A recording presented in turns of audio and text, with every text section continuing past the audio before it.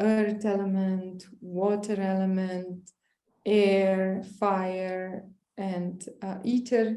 So this is a little bit different, but we talk through it now, right? And we share vibrations through it now.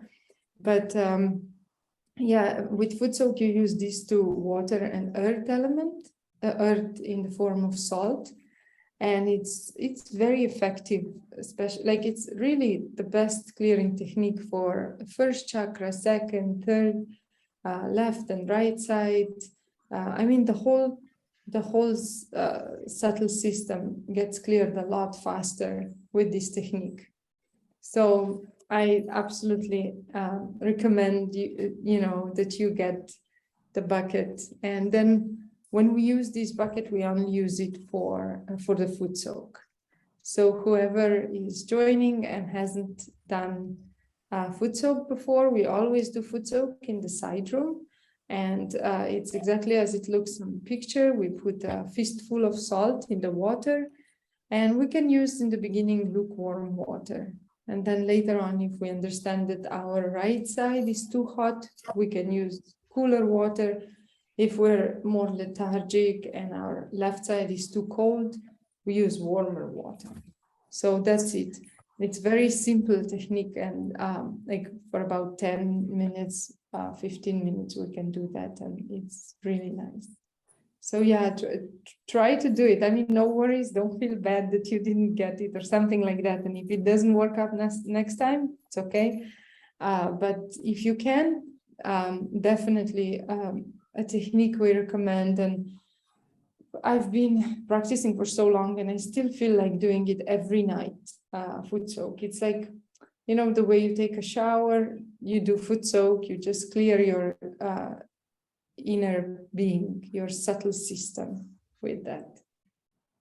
All right, so thank you. But yeah, if anyone, we still have like 5 minutes. If you guys have any questions about anything or anyone, I'm here. I'm the lead today.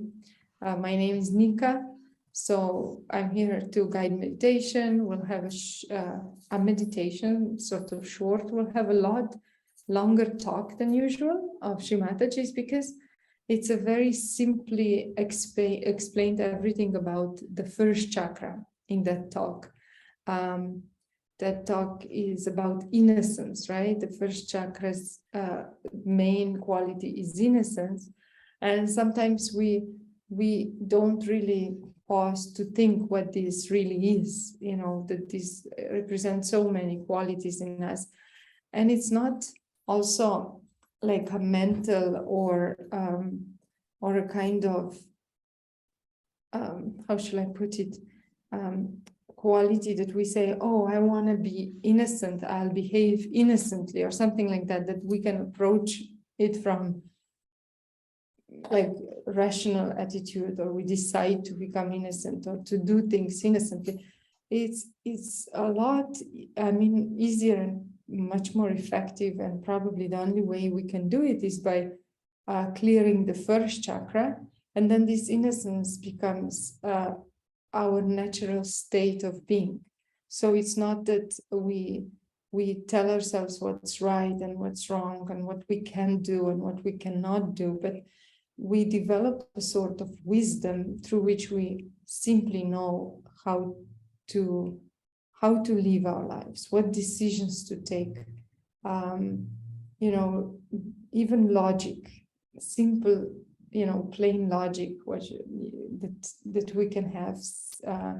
It's actually a quality that comes from this innocence, from the quality of first chakra, the wisdom, and also, the auspiciousness, that we live the auspicious life and behave in that kind of way.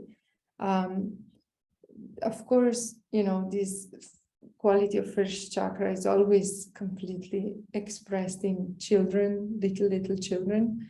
And then as they grow, our kids can become a little bit materialistic and become like this and that, and slowly, or we even tend to direct them in ways, or we were directed to kind of worry more, organize ourselves more, too much discipline sometimes, like this, we tend, with our reason, with our attitudes about life, we tend to put ourselves into some kind of ways of functioning that then we can lose the innocence, because the way the world's organized is to be an adult, right? To be responsible. That's all great. I'm not saying responsibility is bad, but to worry all the time, these kind of things can become very, very difficult. And I know, for example, my own experience with this is, I know when every time I would spend some time meditating on this first chakra, it's such a perfect, this first chakra, actually, when it's balanced, when we clear it properly, and we can do this with help of Mother Earth, or foot soaking, a little bit of our attention, how we are living life and all that.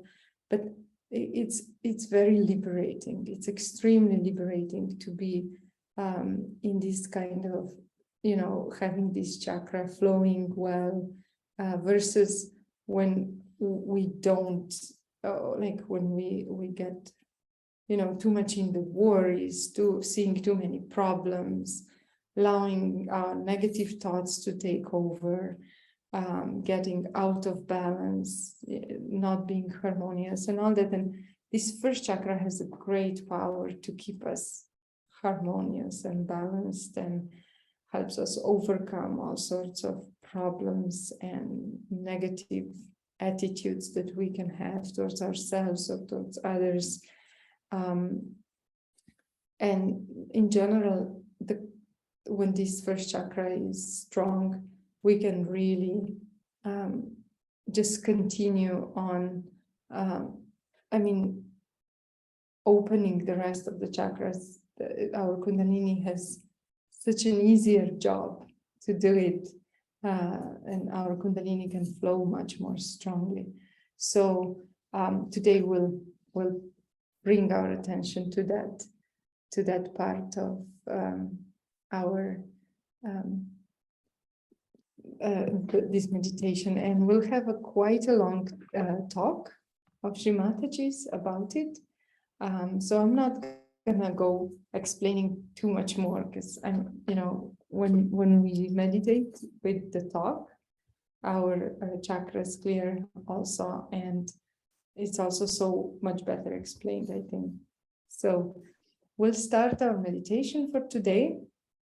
And Rahul, do we have someone for joining us for the first time?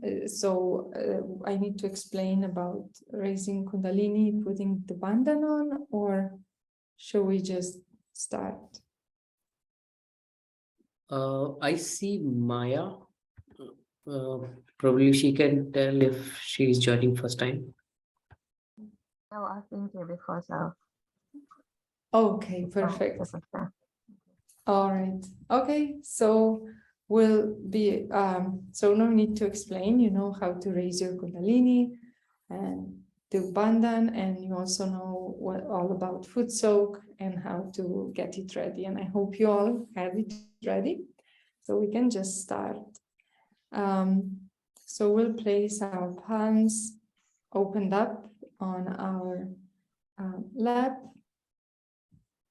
And we can close our eyes, bring our attention inside on our inner being. And let's take a deep breath in and breathe out. When we breathe out, we can relax the muscles on our head, the neck, the shoulders, the arms. Let's breathe in deeply again, bringing our attention to the heart, and breathe out.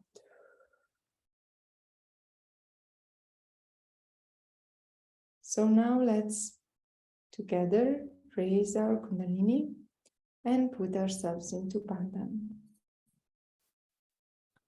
We'll do first time 1 knot, top of the head. Second time, we'll do 2 knots.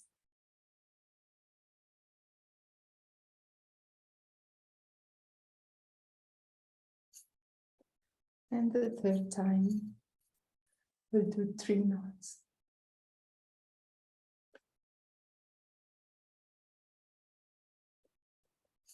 Now we'll do 7 bandhans, 1 for each chakra, starting on the left side, the left hip, and going over and back again. First chakra, second, the third, the heart, fifth in the throat, sixth in Hagya, and the 7th on top of the head. And we can bring together our hands, bow to this inner power, Kundalini and the spirit, all the chakras, in gratitude that we can feel them. Now let's do 7 circular clockwise circles with our palm like that. We'll do 7 clockwise circles on top of the water. And once we're done, we'll put our feet into the Footsoak water. Open up our palms again. And we'll take the right hand and place it towards the ground. So let it go down on your body with the palm facing towards the ground. And we'll ask Mother Earth here, Mother, please balance my left side. Mother Earth, please absorb the problems of my left side. Please take all the problems from my left side and warm up my left side with your warmth.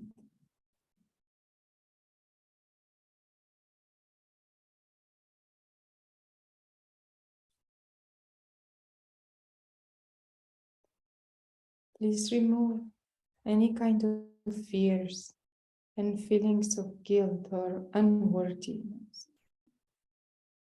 And just take it out of me. Let it go all into the Mother Earth.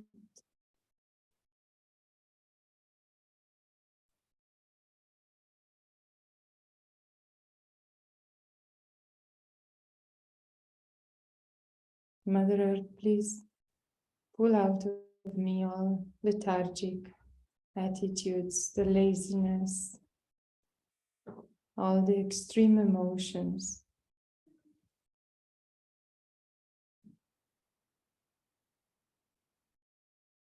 Please remove everything that's pulling me down.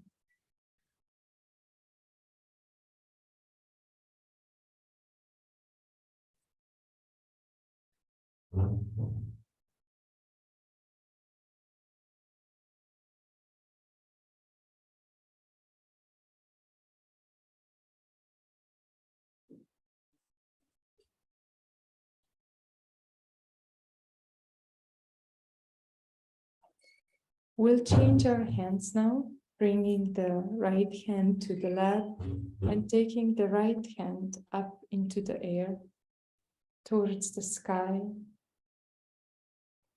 allowing the heat of the right side to be released into the ether element.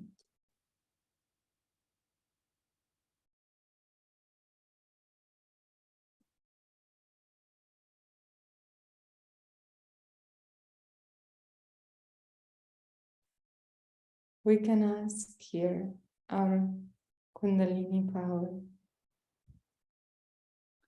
Mother Kundalini, please remove the heat from my right side. Remove the planning and all these futuristic attitudes that are in me, or all sorts of fears that I have about the future. Just please allow all that to go into the ether.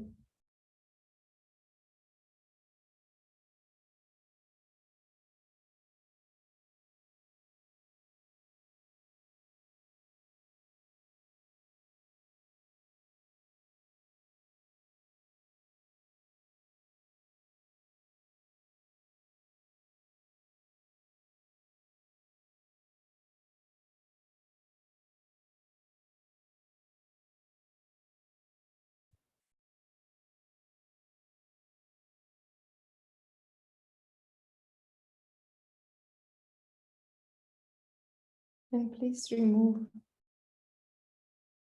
all my doubts, all sorts of thinking that I have to be in control and that I cannot surrender my spiritual growth or even my everyday life to you.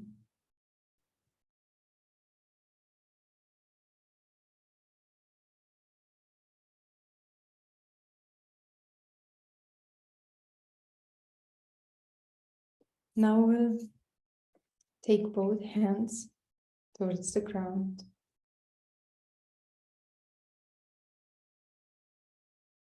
And here we'll ask for the balance. And we can also ask Mother Earth to clear again our first chakra. First chakra is the beginning of our left side. It's where the left side starts. At the bottom of the spine, it's placed. And we'll ask here, Mother Earth, please pull all sorts of problems that are clouding my first chakra. Pull it all out. Let me feel the power and the joy of the first chakra, of innocence in me.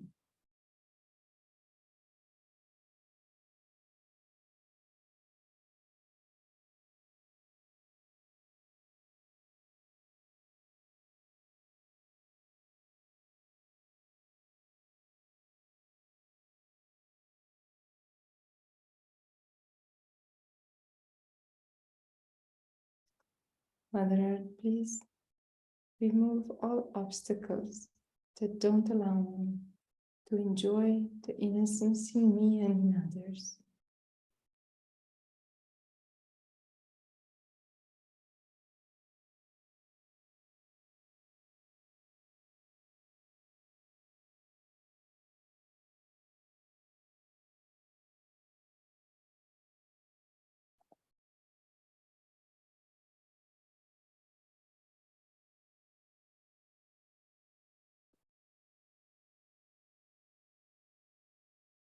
And please remove all sorts of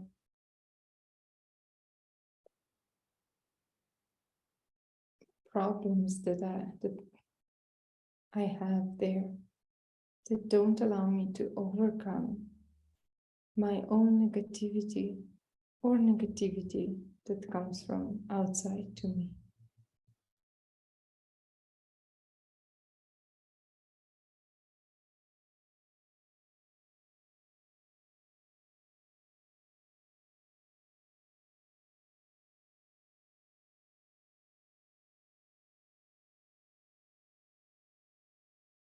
Our attention is still on the first chakra at the bottom of the spine and on Mother Earth.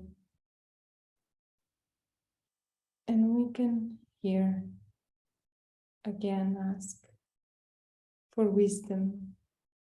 We can ask, Mother, please purify my first chakra so wisdom can be established in me. So I know automatically, without thinking, what's right and what's wrong.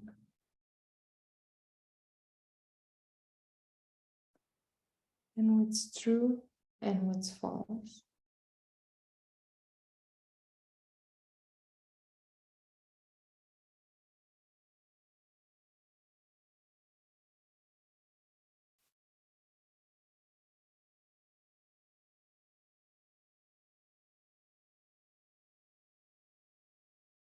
As I said before, earth is the element of this first chakra. That's why we are asking, Mother Earth, please remove all obstacles that are in my first chakra that prevent me from developing pure wisdom, to know what's right and what's wrong, and what's false and what's true, and what's good and what's bad for me.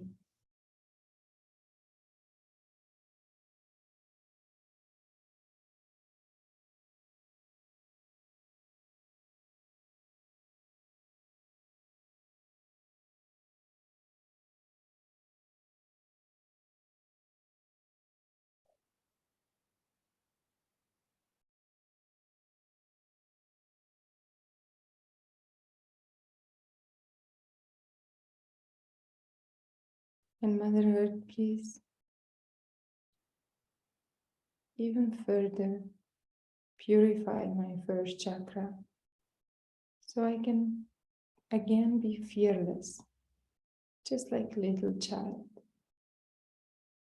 who knows that Mother is looking after them. And we know our Mother Kundalini, or with experience will know that our Mother Kundalini has the power to guide us, to protect us.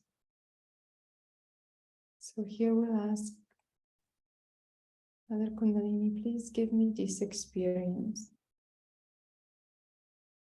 so I know that you're the one completely protecting me and I can be completely fearless.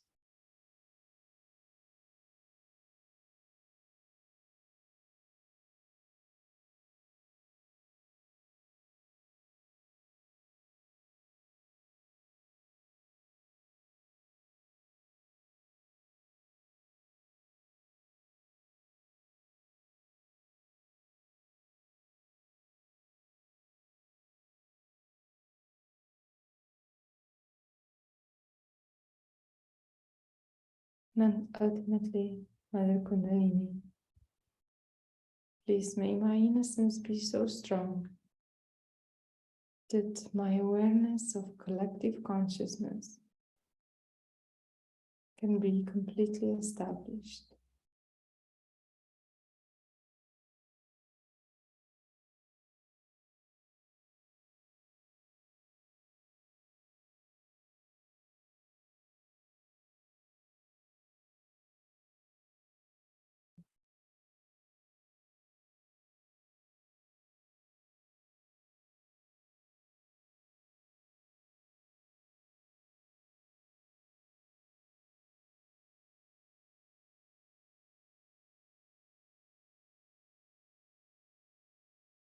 Now we'll bring both our hands back on our lap.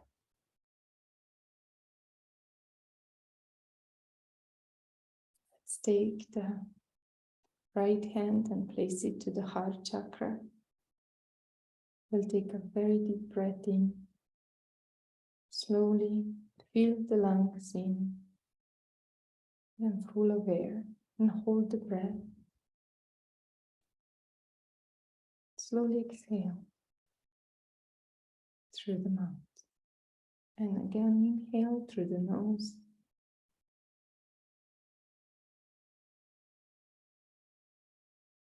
And exhale.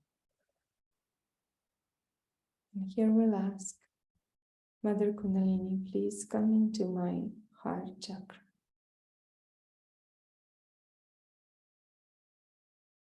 Please remove all the fear and anxiety. Please let me become truly compassionate, fearless person and loving person. Open this heart of mine, make it larger, So you can reside in my heart.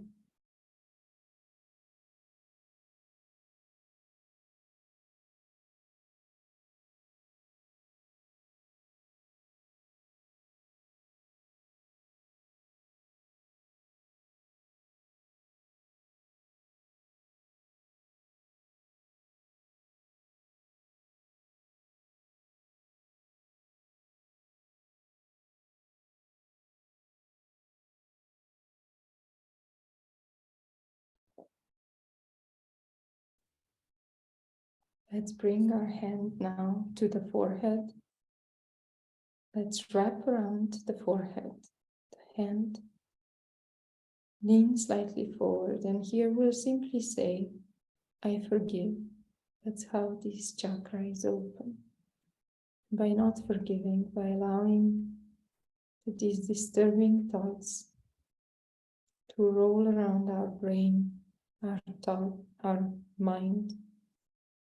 That's how this chakra is blocked. So to allow ourselves to be thoughtless, we need to let go of all that. And simply will say, I forgive. I forgive myself. And I forgive everyone else. I forgive myself. And I forgive everyone else. Mother Kundalini, please come into my head. Open this sixth chakra, this narrow door.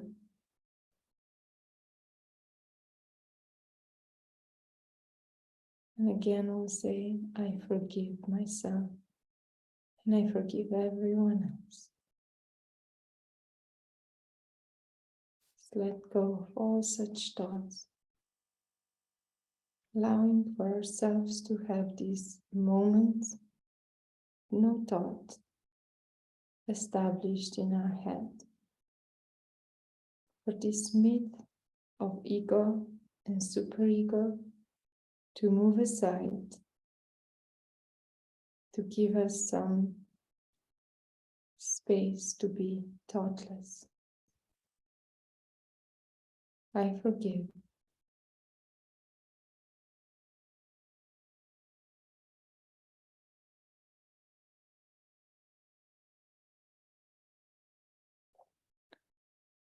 Now we'll take our right hand, place it on top of the head, and we can massage the top of the head, the fontanelle, bone area, with circular movements, very slowly. Just very slowly but firmly, so the scalp's moving. And here we can, from our heart, with the gratitude we can feel from our heart, thank this beautiful motherly energy inside of each and every one of us. We can say, thank you, Mother, for this blessing of self-realization. And thank you for slowly establishing the collective consciousness in me.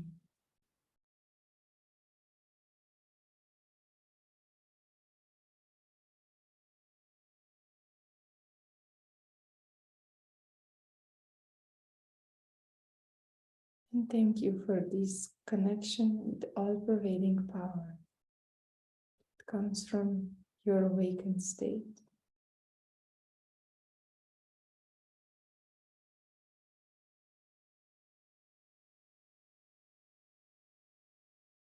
Mother, please establish my self-realization.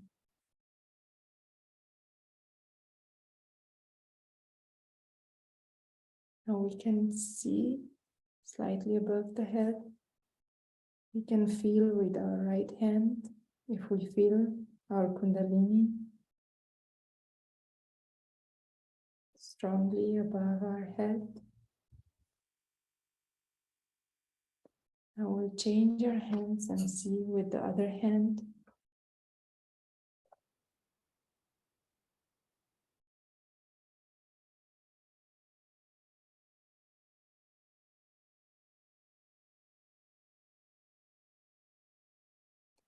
Now keep your attention on top of the head, or Even better on the breeze above the head and on your hands, on the palm of the hands. Having attention how you feel vibrations.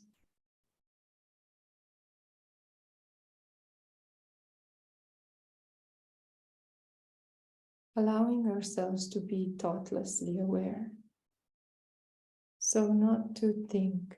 If thoughts come, if they try to take our attention away from our Kundalini or vibrations that we feel, we can simply tell them no, not now. And you can also say, I forgive. Sometimes these thoughts can be pretty interesting. So just say, I forgive. Know that they're not you. Don't identify with them. So let's stay a few minutes in this state of meditation.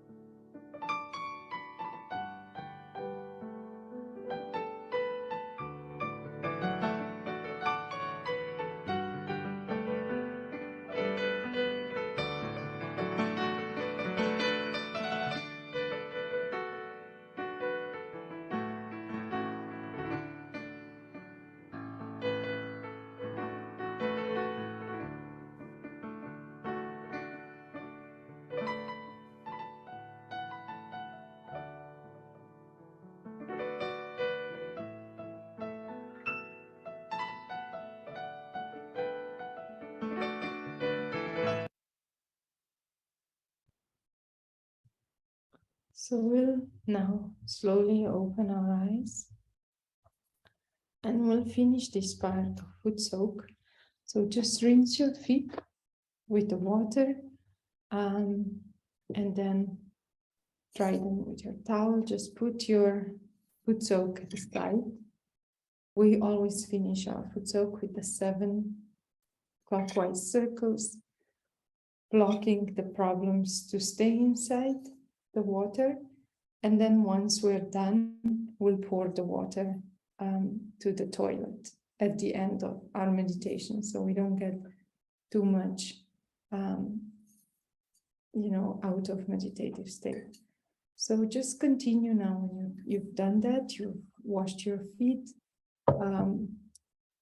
We'll watch the video, the Shimataji's talk about the first chakra, about the innocence, the power of innocence, about how it's important to protect it, also about how very much it's under the attack of negativity, innocence. If you destroy a person's innocence, you've really done all that needs to be done to destroy a person. So she's talking about all that, and the last part will be about the love and innocence basically being the same, and that's how it manifests. So it's gonna take a while. We'll have quite a long talk. Keep your attention on top of the head and on your hands, and try to reach this state of meditation even while watching Shimataji's talk. Whatever is there has called bhava, whatever has been so far created, up to human level, everything had to be through the implanted mechanism of energy. Otherwise, nothing could have been created.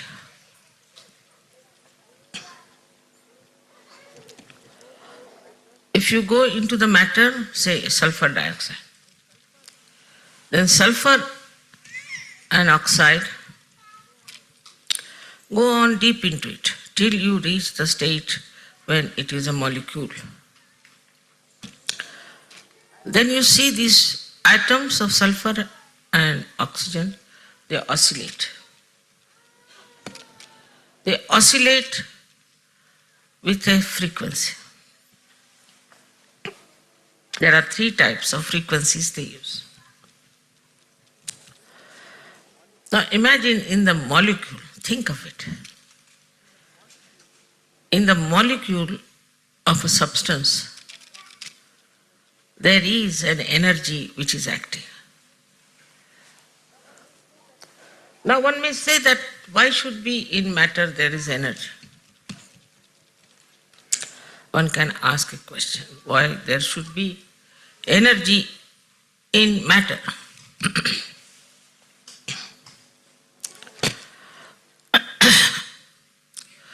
If there was no energy in the matter, how can you have all chemical compounds? Who pushes them? Say you have sodium chloride. Sodium and chloride are attached to each other. But if the chloride has to go to some other atom, then who does that? There has to be some energy which is absolutely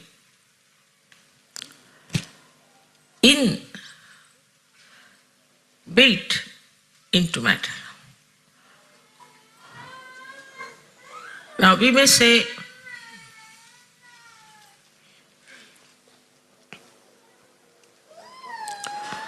that what about water? You know water has energy.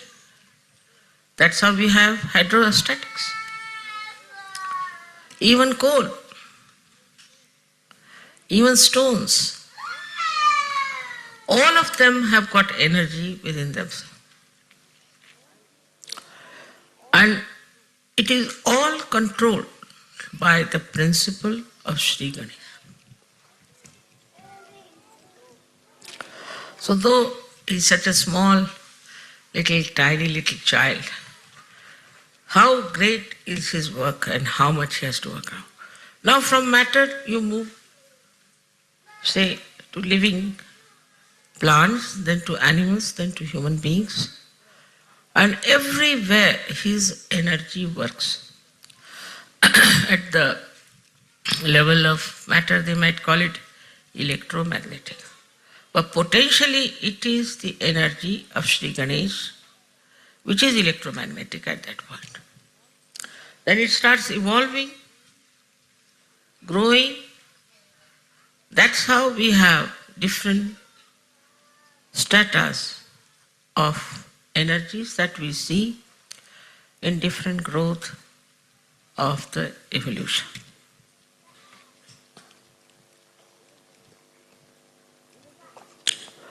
In a human being, it exists, as you know, as auspiciousness, as purity, mainly the innocence. So the power of innocence is such a guiding factor. There's a difference between ignorance and innocence. If you are innocent, then to you, nothing is important except for love. For an innocent person who is not conditioned, who is not egoistical, who is not so-called mature, it is the love that it understands. It doesn't care for any wealth, any power, anything, but the love that it can feel, the pure love of a person. Innocent person has no understanding of gaining anything out of the love he receives or he gives. No sense at all.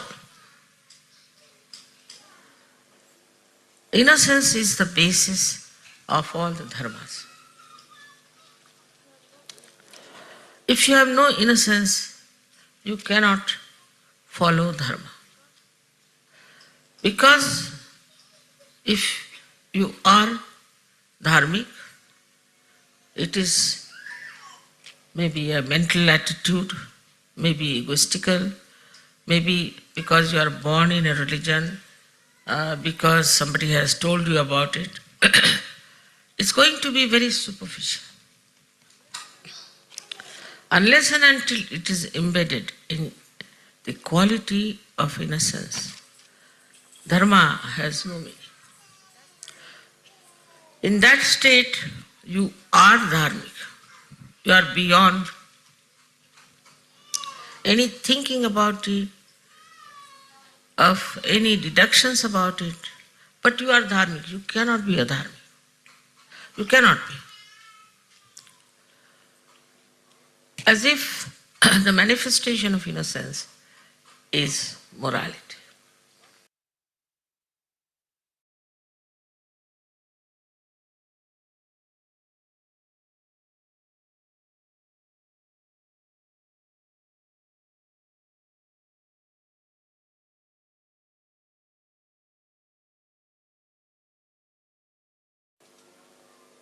First and foremost thing that is to be understood, that innocence should be respected.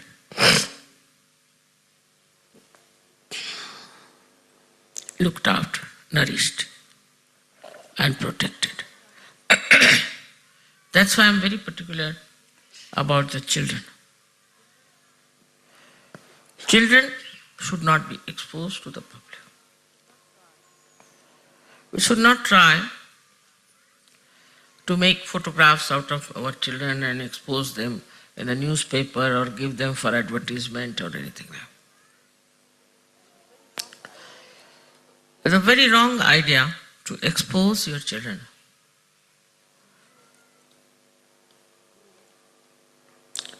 To gain some money out of them, in any way. In the smallest way also, because we are selling the innocence which is invaluable, writ large on the children. Many children I know who have been advertised and all that, especially in India, have died. Also, we have to look after our children with great care. But we go to two extremes, I've seen. Some people are only worried about their own children. If anything happens to them, just get upset.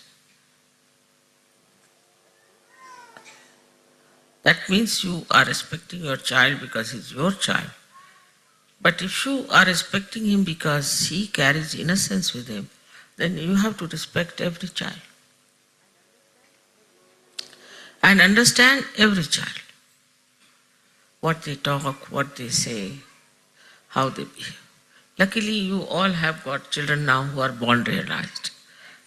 It's such a great thing, such a blessing. So on one side, we have to see how innocent they are and how they talk. I'll give you an example. This Wolfgang was very serious. And his wife told me that we were taking him to the hospital. So his daughter says, why are you taking him to the hospital? There are no surgeons there. How will they correct his chakras? Innocently said the correct thing. And they couldn't do. Doctors didn't do anything. I had to cure him. Take him to mother. Why are you taking him to the hospital? They see the right point and say the right thing because they are innocent, and innocence means they have pure attention. Pure attention for anything you need. Say music, for art, for anything you have to have pure attention. And that comes through your innocence. Say a person who is an artist and who is very money oriented, say for example, a person who is doing some paintings and all that. His art cannot become eternal art, cannot. That's why we see in modern times, whatever art is created, it just comes and goes. It has no eternal value. Same with the modern music that they are having. The same thing is happening. It comes and goes. And no one knows where it has disappeared. Behind it is money orientation. And that money orientation results into a kind of a creation which is not perfect. All creations which were dedicated to God in the olden times are being today very much respected, and people pay a lot of money for that. Maybe at that time the artist must have suffered. But they understood, innocent artists understood very much that if we have to express, we must truthfully do it, not to please the people, not to please anyone, but to please God. As you know that Michelangelo had a big fight with this Pope here because he couldn't tolerate nonsense that was coming from the Pope. All the artists always have been fighting, real artists. So this innocence also gives you a power of self-understanding. You know where you stand. A person who is innocent knows very well that he is standing on the pedestal of virtues. He should not give in to all kinds of nonsensical things which are very popular, maybe fashionable, maybe accepted. For what? For what are we going to sacrifice our innocence? What is our gain? Maybe some people are too brilliant and they may try to show off with their brilliance for a short time, but they don't remain in the eternal history. They go as egotistical people or as very dishonest people. Nobody respects them. So there is a big attack on the innocence of people. Big attack. First it comes from children. As you see this nonsense that is going on, which we hear about, I can't even understand why they do it. They do it on children, these funny attacks of abusers. It's just because they want to kill the innocence. Perhaps those who do it have no innocence in them, and they don't want the children to have any innocence left in them. Otherwise, in India is something we can't understand, really we can't understand. But it is becoming much more prevalent, much more fashionable now, because there is definitely an attack on innocence. Not only on children, but even on people who are innocent. Because those who have deliberations in criminality, in all kinds of sinful act, will never try to protect innocence, never. Because juxtaposition is there. They are doing something which they think is the best. I don't know if they think that way, but I don't know what justifies their behavior like this, is to attack the innocence of children. In so many ways you will find this innocence is being attacked. If your children are doing well, if they are studying well, somebody might try to catch hold of them. If some person they find is an innocent person, they will try to put him into trouble. The innocence is itself is such a power that it challenges the hatred, the abusive nature of people. First of all, we should see that how our conditioning takes over our innocence. It makes you extremely ritualistic. Even in Sahaja Yoga I have seen, I have heard also, that people are extremely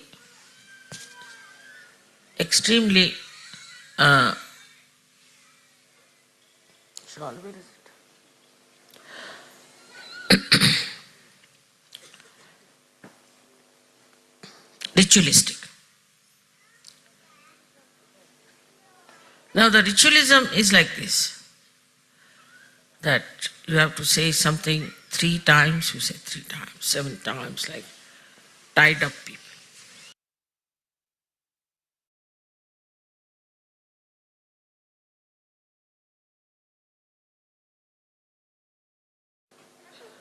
I love you all, and you won't find a greater mild guru than myself. I don't think so. But they are afraid. Even if you look at them, they'll not smile, they'll be afraid. What wrong have you done? You have become Sahajogis. They are so ritualistic in everything. So one should understand a difference between a protocol and ritualism. An innocent child knows the protocol. I remember there was a child who came to see me in Oxted. And I said, let's go upstairs.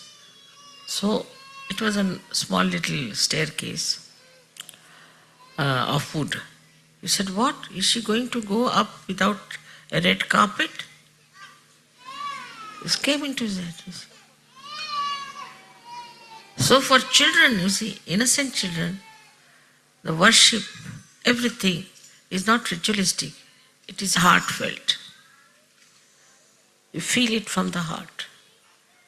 How to do the worship. How to show your love is very sweet way an innocent person does it. While a person who is very ritualistic, he may even beat another person because, why did you do this? You should not have put camphor in it. Why did you put the camphor? So it's very wrong. There's nothing wrong. If you do it with your heart, with your open heart, innocently, anything is all right. It is the open heart which is necessary, not the closed heart. Why did you do it? Why did you do it? Where did you see it? What happened? Nothing. Now you are in the kingdom of God. And here there are no such rules and regulations that you should be ritualistic.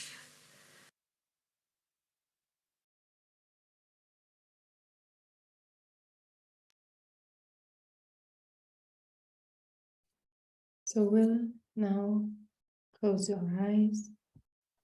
Continue just for a few minutes with meditation. We can bring our hand up the central channel in front of us. Place it top of the head. And so we can do by saying the sound Om 3 times.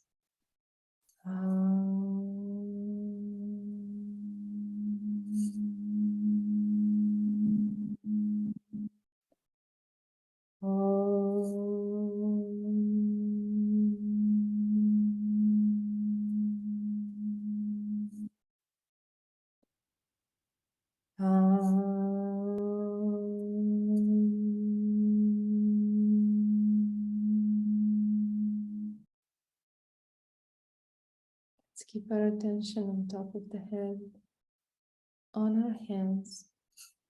And again, let's stay for a few moments, for some minute or so, trying to stay in meditation.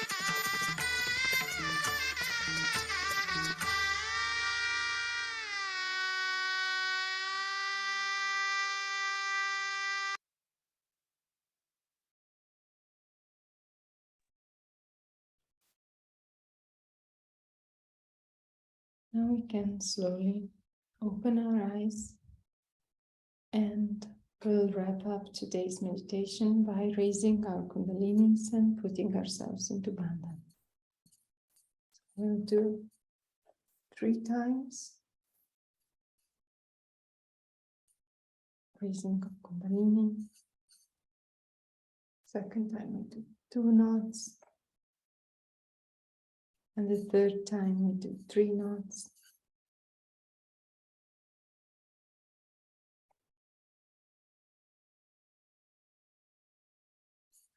And now we'll put Bandhan on, protection 7 times. Starting from the left.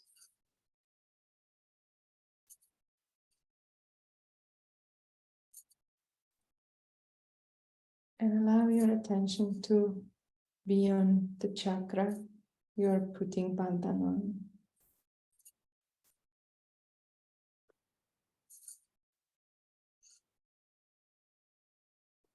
The end will bring together the left and the right to the present center, and we can thank our Mother Kundalini for her